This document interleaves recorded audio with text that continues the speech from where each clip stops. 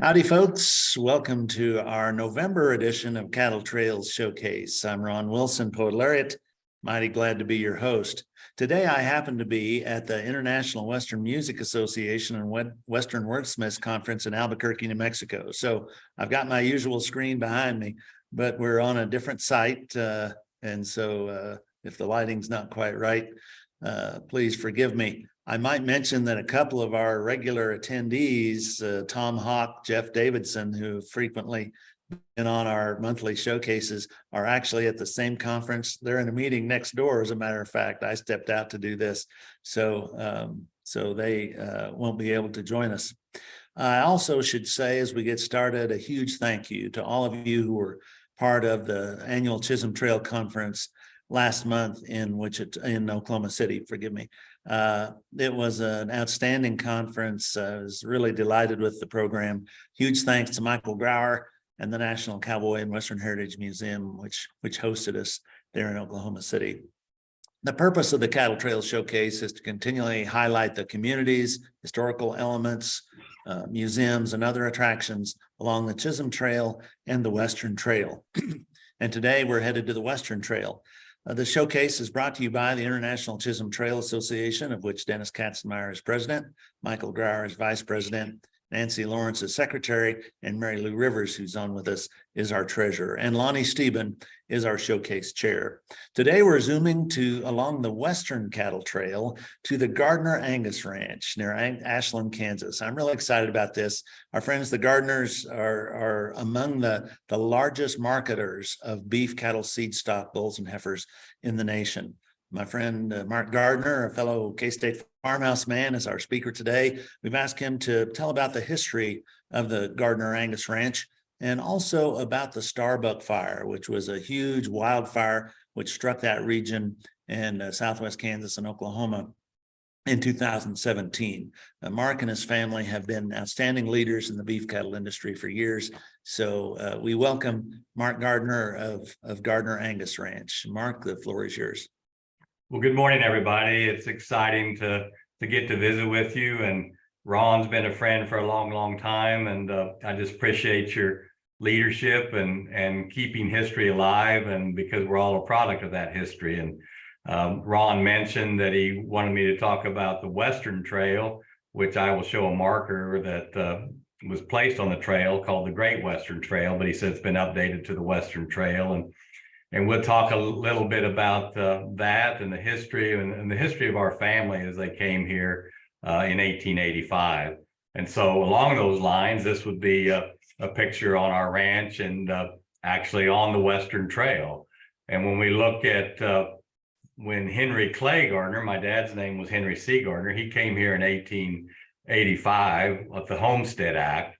And, in this very location right here where you can see, at that time, the buffalo weren't too long gone, but they were there. And when he came here, what he actually did was, if you remember, and you would know history better than me, but he drove a supply wagon from Fort Dodge, Kansas to Fort Supply, Oklahoma. And that's how they made a living along with their homestead. And they also had the Tree Stand Act. If you planted trees out here, you got another 160 acres. And so if you remember, 1885 would have been basically the confrontation with the Native Americans had slowed down, but there were readouts, and readouts were earthworks of the U.S. military. And most of you, or many of you, are from Kansas.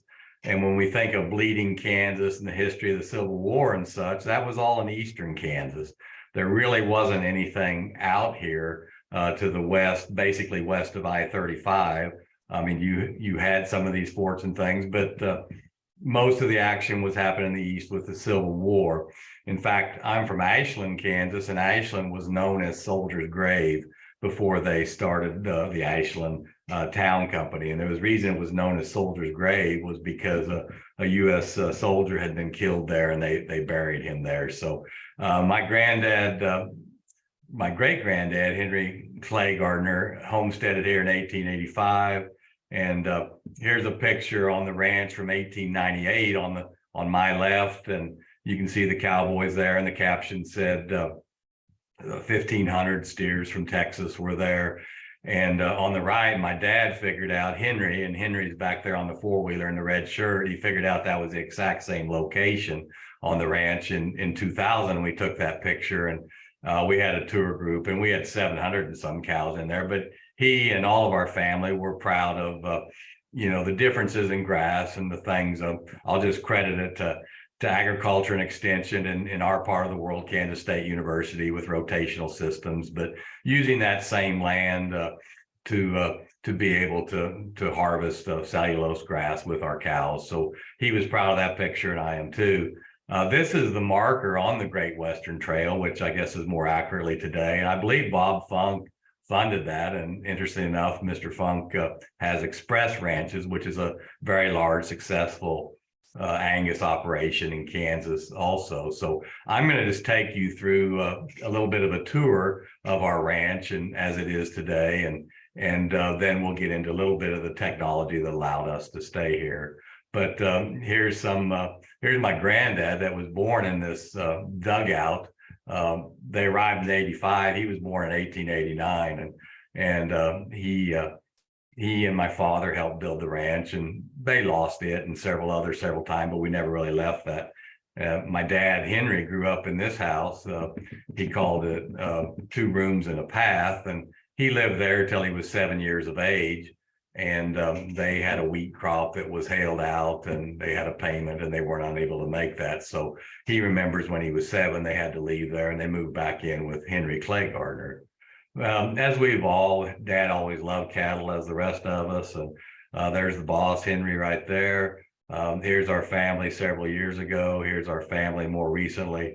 But here's Ralph Gardner and Henry Gardner, and the caption on this picture. Dad was born in 1931. So this was about 1933 or 4. And this would be a picture of a homestead. And Henry would tell you, this is from the Kansas Historical Society. We didn't have any picture of ours. And Dad would tell you from what they all told him, this was much nicer than the hole in the ground that they had. So here's Henry Gardner in his youth. And we also had some sheep, and he used to get to milk cows, and he would joke and say that, if they dropped an egg or spilled milk, he grew up in the Depression. So he got a stern lecture about that, and his want to not be a sheep herder or a dairy farmer was strengthened from that time period in his life. Henry Gardner and his dad, like most Kansans and most agriculture people, most of America, they believed in hard work. And I would say with Henry Gardner, it's not real work if it's not hard work. So we better get to work real hard. And so this is Dad hoeing some weeds in their garden in 1941. He had a love for cattle, and he had a love to handle them appropriately. And this is a facility he built in about 1962. And that's my granddad's brand, the Diamond Bar. And the Arrowhead Bar was my grandmother's brand. And we still use the Diamond Bar today to mark our commercial cattle, but we've consolidated with the brand. If you can see there on Gardiner Angus Ranch, it's more like a G. So anyway, here's some cattle on native range today. And of course, we do virtually everything horseback. We're proud of the wildlife. They're able to thrive here and share the ranch with us, or we share with them, vice versa. Some more, we're in the sand hills of southern Kansas. So a lot of it's, just pure sugar sand, and some different zones of land where this is right on the Oklahoma line. And this topography is different from the standpoint, and we're right on what the Western Trail would be, but there's some wild grapes there that grow, and just interesting country. Again, same location. So as we look at Gardiner Angus Ranch, and we look at the history of that, and we look at Dad's passion for cattle, and to be able to raise the family, and to use these cattle to harvest cellulose and turn it into what I would say is the greatest tasting protein in the world. We use these ruminant animals, and we're proud of Angus cattle. And Ron asked me to talk a little bit about cattle and technology, and here's different scenes on the ranch. Also an older corral that is no longer there due to the Starbuck fire, so we replaced it with another, but some yucca and a bee there. But as we look at that, and we look at the wildlife, and we look at just making this ranch better than we found it. We're in an 18-inch rainfall area. We've had 8 inches this year, but we're excited for that trend to turn, and it will. Here's a beaver dam that is always interesting to watch them do their work. And here's some of our cattle, and we're proud of them, and we work very hard at it. We're synchronizing, which means making all these cattle come into estrus at a certain time, and we will transfer about 1,000 embryos from the donor cows or the superior cows into cattle like this next week. Here's some land in northern Clark County, which is also on the Western Trail. Many of you may have heard of the Giles Ranch or Young Brothers Ranch. And of course, when we talk about the Starbuck fire, this was all burned also. So this is back on the southern part of our ranch and along the Oklahoma line and that Western Trail. Here's hay we put up on that and using that best we can to help feed cattle and feed the world. We do quite a bit of silage. When this was done, we did 29,000 tons of silage, and last year we did 0. So we try to have a year in reserve, but we're cutting into that year's reserve right now. But we're excited for the big pile we'll make next year. We've designed some facilities. We used to breed all over the ranch. And I'll mention it here in a bit, but since 1964, we've been total AI without the use of cleanup bulls, which means, we AI each and every one of those you see in the picture and added embryo transfer to that. But that's a facility that helps us handle those cattle and handle them efficiently and effectively. So as we go back into the beginning, and here's that historical society picture of a homestead. They came there in 1885 and lived there for 9 years before they starved out, and homesteaded that 160 acres plus the tree stand. So when we lost that, they regrouped, stayed in Clark County and kept going. So when we look at the beginning, there's Henry again in that picture and Granddad Ralph, and we look about how we went about doing that. Dad was born, as I said, in 31, and we look at trying to have genetics that add value. It's a real passion that Dad had, and that's my wife, Eva, and it's moving some cattle there. But when we think about it and think about technology disruptions, I mean, our job is to identify and multiply the best ones. And so when we think about that and we think about the beginning of Total AI, Dad went to Kansas State University. He graduated in 1948 or 1949, and he went to K-State from 49 to 53. But artificial insemination, AI, began at that time, and he learned how to AI at Kansas State, and they weren't very successful. The techniques were improving and such, but by 1964, he became confident enough and adept enough that he decided that he was going to make more genetic progress with artificial insemination and breeding all of the cattle on our ranch. And so this is his computer with a paper and pencil, and because of that technology, we haven't bred a cow. I forgot to update this slide, but since 1964, so it's been 58 years. A story I tell, and we're all a product of what we're surrounded with, but I was 3 years old in 1964, and so we were commercial cattlemen, but Dad raised a few bulls and sold a few bulls, and he mentioned in about 1970 that he had sold a bull. And I like to think I was paying attention, and I asked Dad, I go, so what's the bull do? I mean, well, he breeds the cow. And remember, all I'd ever seen was my father breed cows. So I was thinking about it a little bit, and I finally said, well, what's he do? Stick his leg up there or what? And so he explained the birds and bees, and we've been working on being better at reproduction ever since then. And so that was kind of funny that I found. But one of the things, and we look at systems that work and such, and I'm not going to bore you with cattle details, but from 1964 to 1980, the average weaning weight of our steer calves was 523 pounds. And this was a shorty black, and I call him Mr. Pudwhacker. But with our forage system, with wheat, native range, and improved grasses, we can have green grazing year round if it'll just rain that 18 inches. Well, 520 pounds on this 10-month-old calf is not enough to make a living, and certainly to grow the business. And we were total AI. They were the best bulls of the Angus breed, but they weren't good enough. So when we look at the average of those bulls, and for you cattle folks in there, or for any database systems, when we got the first blood procedure in the fall of 1980, and that's the best linear unbiased prediction. I remember coming home for Thanksgiving from Kansas State, and Dad said, "I finally know what we're going to do." I said, "Well, what's that?" "Well, we're going to use high accuracy progeny proven bulls for the traits of merit." I go, "Well, how do you know what that is?" And he said, "Well, I took all the bulls I used from 1964 to 1980, and in this new sire summary, I compared them. And what those numbers mean is at that time, they're just average. If you use those and create reproduction, you're going to have reproduction, but you're not going to change those weights."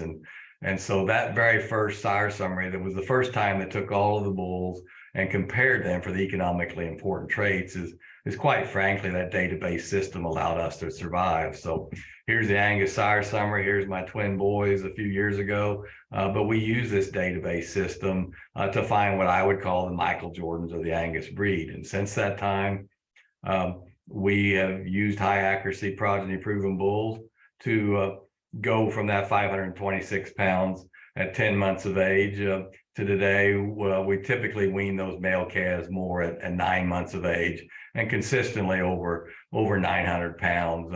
And that's all done with genetics. The management, the forage, all those things are the same. So when we look at that, how do you get to the next generation? How do you pass that on? It's working together, and the boys are out there doing the heavy lifting right now and working on these things. But this is kind of how we have always done it and how America's done it. Help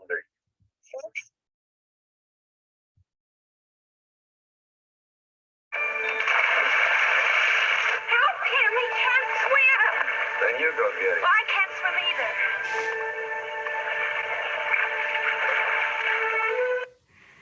But we throw them in there and give them opportunity, and just like Dad did for Greg and I. And so when we look at that and we think about our history, and we think about the multi-generational ranch, and every time I talk about the Starbuck fire, and I've actually used that for a lot of talks we give around about what matters in relationship matrix. And so typically I get emotional, so we'll see if we can do it today on a Zoom deal without getting emotional. But when you see this coming at you and you live through this, you get a real sense of what's important. And so on March 7th, after the Starbuck fire on March 6th, we had a clean slate. We essentially lost everything. And I just think it's really the great blessing of my life. I've had many great blessings, but when you look at this and you think about the things that allowed us to go forward, this is our family. This was in my house, and my wife Eve and I lost our house, and people were very thoughtful. They were so sorry. I go like, it's just stuff. It's just building. This is the house the day after the Starbuck fire, and we had many opportunities to perish, but the good Lord had other plans for us. And so we're here for a reason, just like the Native Americans were, and just like the pioneers of the Western Trail, we're here for a reason. And we have up on our sign, up on one of in our barns, there will be survivors, and we plan on being them. And we, not to bore you with too many statistics, but our ranch has about 300 miles of fence on it, and we lost 270 miles of fence. We lost 600 cows. If they were on grass, they perished, and those 600 cows were pregnant. So if we lost 1,200, but there were survivors. This was one of them. She's very, very important to us. I mean, I know Ron does a lot of cowboy poultry, and she was actually open this year. And my boys said, "What do you think?" I said, I think she gets another year, and we're going to give her a go. And she's getting older, everything, but she came from a pasture that there was over 220 head out in that pasture, and she was one of 20 some that survived. And I always enjoyed hunting coyotes primarily. And one of the things about the Starbuck fire, it didn't kill all of those cattle, it burned up their eyes and their mouths and everything. And so we had to put down cows for 2 days. And so I don't really care if I shoot a gun again, unless I just absolutely have to. But I would suggest to you that, again, get a little emotional here, but there's Henry Gardiner, how about those Wildcats dad and hero, and Roy Wallace from Select Sires. But I think this fire and life has taught me how much relationships matter. We lost nearly 8,000 bales of hay in that fire. And my job as one of the leaders here the next morning or throughout the night, as we're trying to put it out and save what we could, is like to stay calm. And, we lost all of our feed, and I'm like, well, what are we going to do in the morning? And well, we're going to do the best we can, and we'll move these survivors, and we'll work through it. But the next morning, because of that relation matrix, this is what's coming to us. And it kept coming and coming and coming. And on top there is bringing them directly to us, and customers brought us that. We were central between Ashland, which Ashland is the county seat of Clark County, and Englewood is in the southwest corner. And they had community drop-offs, and I've kind of forgotten, but they brought about 10,000 bales like this. And anybody, you need hay, you come and get it. And that's what they did. And that's what American agriculture did. This was during spring, and spring break was happening. And, all these are some of those customers that brought us the cattle. These kids came and gave up their spring break. Kansas State students and Oklahoma State students. Select Sires. These folks are from Ersic and Dahl, helping us clean up the mess. We have a customer that was a chuck wagon. He buys bulls, and he said, my dad's a chuck wagon cook. And I'm thinking, what am I going to do with a chuck wagon cook? They said, well, we're going to cook for you. So they came and they stayed, and they made 3 meals a day for all these volunteers, and fed over 1,000 period over the next 10 days, 1,000 people over the next 10 days. So I say, surround yourself with good people, and, make friends. This is Bill Bowman. From most of my life, we've done things in the Angus business. On the left, many of you from Manhattan might know Dr. Kurt Gray. He's done our embryo transfer work since 1990. On the right is Adalberto Martinez. He's an immigrant from Mexico, and one of the smartest guys I know. He's delivered cattle all over the United States for us. We sent about 2,000 bulls to Russia before some of the current challenges. He'd get them to Galveston for us. But these partnerships and relationships are so important. Here's some customers from South Dakota. We got to stay in touch and understand what their issues are. This is Quanah, and we need to laugh a little bit. So we have fun with that. And, these are various folks. We don't stop teaching. We try to work together and have seminars. We don't want to stop learning. These are folks from Illinois, Mennonite folks that don't have beyond an 8th grade education, but some of the most curious and educated people I know. Relationships matter. This is Dr. Randall Spare, who I met in the spring of 1979. We were on orientation together at Kansas State, and we ended up in farmhouse together, and we've been partners one way or another since that time period. We try to give students an opportunity, and this spring we'll reach, Dad always had kids around, but we will reach 70 interns this spring since 2012, and these are all interns helping Dr. Spare semen test some bulls. Relationships matter. This is Kendall Kay of the Stock Grower State Bank, so he's truly a partner in our business. Many of you would have heard of U.S. Premium Beef. This is Steve Hunt, who was in Farmhouse Fraternity at Kansas State with us. Steve and several other Kansans. I was on that original board, and I guess I'm the last of the Mohicans, but I'm the last one still on that board. But U.S. Premium Beef was started by K-Staters and was a business that today makes a big difference and has made a big difference in the beef industry. So when we look at the Western Trail and where it is today, here's part of it, and here's a nice picture of some bred 2-year-old heifers after the rain that we were fortunate to receive. And when we think about that, and we think about the journey that we've had here in America and in the world, but it's working together and having those partners and friends and customers. We're all in this together. And so we work hard to try to get along and make it better than we found it. But here it is. this is 800 and some days after the fire. And I used to joke Gardiner Angus Ranch, where the gates are tighter than the fences, but with 270 miles of new fence, we have much better fences. But we're very thankful and fortunate to be here, and much of that is because of so many of you, and we just say thank you. So I'm open for any and all questions, and I've enjoyed the opportunity to visit with you. I threw a lot in there quickly, and I know a bit of the history, or quite a bit of it, but I'm open for any and all questions. Mark, thank you so much. Folks, how about a round of applause, or a virtual round of applause for Mark and Gardiner Angus Ranch. I tell you, talk about getting emotional. It chokes me up to think about what you guys went through, and then how people responded, and the kind of support. So, your brother Greg was one of those that it sounded to me had a really close call during that fire. Do you mind recounting that story? No, not a problem.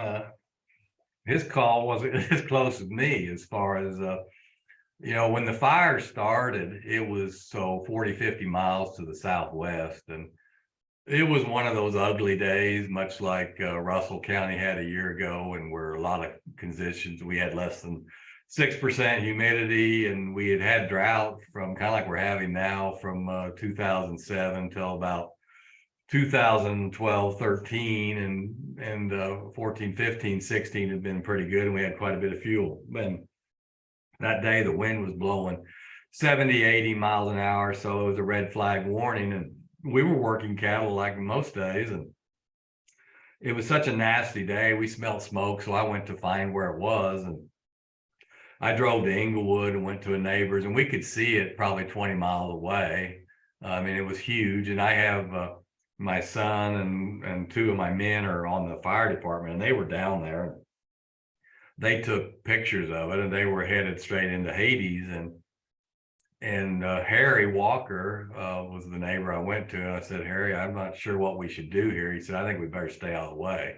And the wind was directly out of the south at that point in time. So I turned around, went back, told them where it was, and we better be careful, but we're okay. The wind's straight out of the south. Well, I went to tell my wife, Eva, and she had a friend from Inglewood who was in her 80s, and she was in Ashland. And long story short, she was distraught. Her house had burned down. I said, Mary, I was just there. You're okay. No. And she was so upset. I said, we'll go back. So Eva and I got her, and we went in the pickup, and we turned around. And remember, I'd just been down there a half hour before. Well, I got 3-4 miles, and the wind had changed. And for as far as you could see, flames were coming at us. I got 3 or 4 miles before I could see it. So I contacted everybody, and the boys had the horses, and I said, get your horses and get out of here.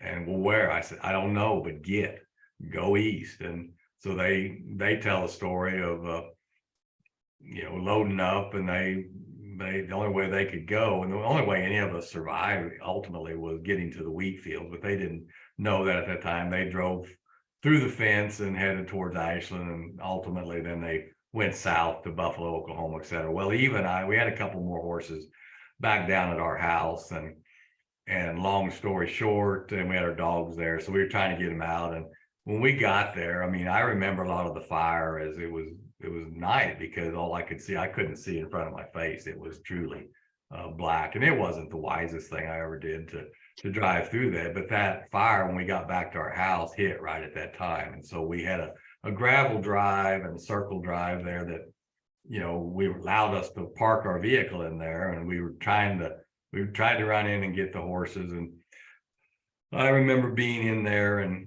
Eve and I were together, and her pickup was out front. She had been with me, and the roar of the fire, you couldn't hear anything. And again, it's jet black, and I did get a hold of one dog, but he was so frightened, he pulled away from me. And you think, how are you going to react in these situations? There's no right way. And I remember thinking clearly, I need to get out of here, but I got to find where Eva is. And I looked out the front, or I thought I did. She told me she wasn't gone yet, but I couldn't see her pickup, so I thought she was gone. And so I'm thinking I need to get out, and I had an old hat, and Ron will appreciate that, or probably all will. I grabbed a few mementos, actually K-State, or the boys had graduated from K-State, and for whatever reason, oh, this was back in, I guess, 16, they graduated and their diplomas were laying there. And I grabbed that and some pictures and some letters, even I had it to each other. And I ran out, and remember the wind was 70, 80 miles an hour. And with the energy of the fire, the firefighters estimated that it was moving 100 miles per hour. And all I could see was, and this fire went 30 miles across from south to north. And all I could see was those flames. And I kind of tripped and fell, and my hat blew off. And I decided I really didn't need that hat that well. And I could get back to the pickup, and I will conclude this story, I promise you. And I threw this stuff in the pickup, and later on, I was going, what's wrong with all that seat over there? And there were all these holes in the seat where the embers had burned holes. And so Eva will tell you I'm a doofus, and I like to leave in the dark, and we didn't have a garage, and I'd go to the AI barn. We saw those pictures of those circles of those panels, and I'd leave in the dark in the winter, and you'd have frost. And so I made a game out of all these years to not use a scraper or even wait for it to defrost. I would just drive up there by opening the door and following the gravel. And so as we think about that, and you think about what God is preparing us for, I did that for 19 years, and again, I couldn't see in front of my hand, but I could open the door and see that gravel. And so I got out of there by following that gravel road out. And by the time I got on the other side of that, I knew that it hit the house, and the house obviously was burning down while we were in it. But I also knew that our barn was on fire, but it was more metal and not the same problem. So I circled back around and was putting the fire out at the barn. And so the story about my brother Greg, and again, I mean, I would say the hand of God led both Eva and I out of there. I had circled back around, and the fire had already passed through, so it was safe to go back, and I did. But Greg had followed us down there, and we were going to load those horses up, and he hit that fire, and he couldn't go in there, and our house was one way in and one way out. So he was distraught that the only way he could not get burned up was to turn around and go out. So he felt like he had been not brave enough to go through that. But again, that was the hand of God leading him out, because if he hadn't turned around, we would all piled up right there and not be able to get out. So I think Ron he did a Wichita, one of the news stations had done a story with him, and what made him so upset was, one, he hadn't followed us in there, but the other thing was the firemen had been down there and they didn't find me or Eva, and of course the house was gone, and they were looking for survivors or such. But then they called me, and I did know I needed to keep my cell phone on me, and they finally called me, and I'm like, well, where are you? And I go, well, I'm putting out the fire at the barn, and he showed up there, and he was kind of upset and crying. And I always said, well, I knew where I was, I knew I was fine, so it's all good. But he called me a son of a gun or something, and we went on fighting fire and went from there. But again, it's all part of that blessing and training, and we all reacted differently. And I can see it all clearly in my head, and the emotion is not from what we lost, it's from what so many good people did to help us. I appreciate that, Mark. It's very touching. We did have a question in the chat. You mentioned the gentleman, Adalberto. I'm not sure if I caught his name right. The relationship with the gentleman, he was originally from Mexico, and he's helping you with. You would know Sam Hands, Ron, and in the mid-90s, Adalberto had been driving a truck, and Sam Hands said, I've got a young man, he's an immigrant from Mexico, he's very, very smart, and he needs help. He hauls all our cattle. And from that day forward, I mean, Adalberto, he could tell you, they're going to pick up 2 loads of calves at Wichita Falls next Thursday and bring them here, and he can tell you the back way into that ranch. But he's been all over the United States, and he's an American success story in that he immigrated here, and today he and his family, they have about 20 trucks, and he dispatches them. And it was Adalberto all by himself many, many years. But long story short, he and his 2 boys, they still have that trucking company today out of Garden City, Kansas. But he's a good man and he's my friend. Mark, this is Lonnie. I assume what we're looking at here is kind of what it looked like back in the original days, other than what you've improved it. Yes, sir, absolutely. That, most of our ranch, and I say that with a qualification, I can find abandoned homesteads, including our families, all over the ranch. And you think about Clark County, Kansas, and I would say this is most of certainly Western Kansas. But when they homesteaded here, they came from the East. My family came from Northeast Kansas, Missouri, Kentucky, Tennessee, on back to New York, when you look at the history of it. But those homesteads, they would have tried to farm, and they would have done it like they knew from even Eastern Kansas, where they got twice as much rain. But in general, it is native range, and there would be these 160 acres. They would have tried to farm maybe 40 acres and have some grass for the cattle. But this hill where this trail is, if they, to my knowledge, I ride that quite a bit, and I haven't found any old homesteads there, but there were more people in Clark County, Kansas in the year 1900 than any time since then. And the reason they starved out is because the family couldn't make it on 160 acres with the farming techniques, or even, their dad would say, we grow wheat out here because it's pretty tough and it doesn't rain. Well, even wheat on 160 acres, let's say 15 or 20 bushel to the acre is worth whatever, 26, 27 cents. It was hard to feed a family on that.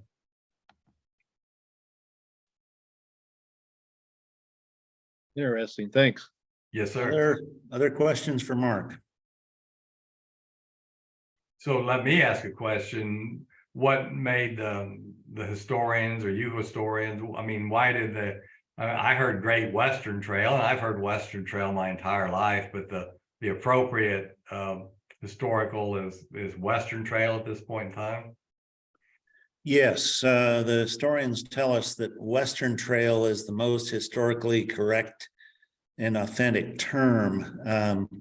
Ironically, there was a doctoral student at Texas Tech by the name of Jimmy Skaggs, who's wrote a dissertation about the history of the cattle trails, and he used the term Great Western in that dissertation. And a number of groups have picked up on that and promoted that term Great Western north and south along the cattle trail. In later years, when Jimmy Skaggs continued his academic work, he dropped the use of the word great because the documentation suggests that the most accurate term was Western Trail. There's still a group that promotes the Great Western Trail, and they put out some markers, as you know. But the historians tell us, when you go back and study the history, that Western is really the most accurate term. Well, so we're trying to stay historically correct. Great Western Trail, because it's a great trail. So it was a great trail, and the Chisholm Trail was a great trail. Absolutely. But we're trying to stay true to the history. Absolutely. And this, when I think about it and I look at the remnants, we can still see that. You remember Henry Clay Gardner drove that supply wagon to the redoubts. Again, the redoubts were the treeless forts, the earthworks. And they were there, the U.S. military, to protect from the natives, but he was delivering those supplies, and there was a redoubt about every 25 miles. But you can still see the remnants, and it'd get muddy, just like if this got muddy, you'd try to straddle that and not track it up. So that trail was wider, and but this is exactly this was right where that trail went through there, and that's why I have this picture. That is so amazing. And you think about what our pioneers, our ancestors did. It's a remarkable accomplishment. And what you're accomplishing today is remarkable, Mark. I know that you do have big cattle sales. You might mention when your big sales happen, spring and fall? You bet. Well, we have 5 sales a year, including a customer sale. And we have a customer sale a week from this coming Monday on November 21st. And we'll sell just shy of 1,000 head of customer cattle by video.